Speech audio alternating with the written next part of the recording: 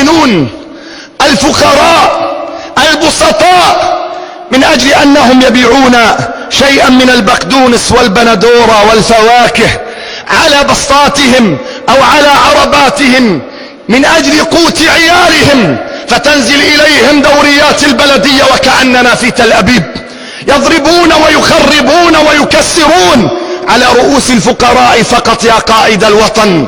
والأغنياء الذين يتاجروا بالمخدرات هناك من يحميهم، والمافيات المنظمة التي تسرق المليارات هناك من يحميهم، يسكت عنهم يا قائد الوطن. بسطة يباع عليها سيديات دعارة وحبوب مخدرة تترك، وبسطة يباع عليها بقدونس وبندورة من أجل قوت صغار تكسر على رأس صاحبها وتداس بالأقدام.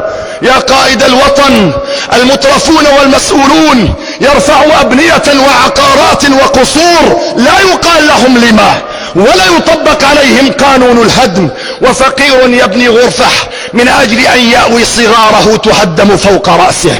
يا قائد الوطن، يا قائد الوطن، من يقول كلمة الصدق وكلمة الحق تصل إليك أوراقه وهو المخرب، وهو الذي يريد أن يعيث فسادا. ومن ينافق ويدجل ويسكت عن الأخطاء ويرضى بدمار البلد من الداخل، فهذا توزع عليه أوسمة الوطنية بغير حساب. يا قائد الوطن، أقف وقفتي ولا أدري أقف بعدها أم لا، ولكن أقول لك إن بلدك وثقت بك، وإن شعبك بايعك بصدق، ويحتاج منك وقفة عمرية، ويحتاج منك صدقا وإنصافا وتجردا للشعب المسكين الذي ما زال يتأوه سنين طوال. يا قائد الوطن، إعلامنا إعلام مقاوم، وليس مستوى إعلامنا مستوى إعلام المقاوم، إنه إعلام هزيل هزيل، مساحة الجدية فيه ضئيلة، وإنما يمضي ساعاتنا بالعبث واللامبالاة والأمور التي لا تقدم ولا تؤخر.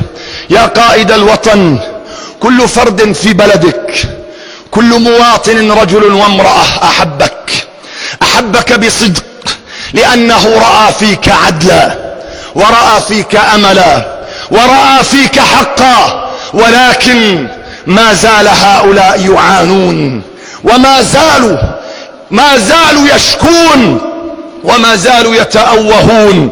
وأنا أعلم بأن موجة إصلاحك قادمة، فعجل بها يا قائدي، عجل بها، وشعبك ينتظرك.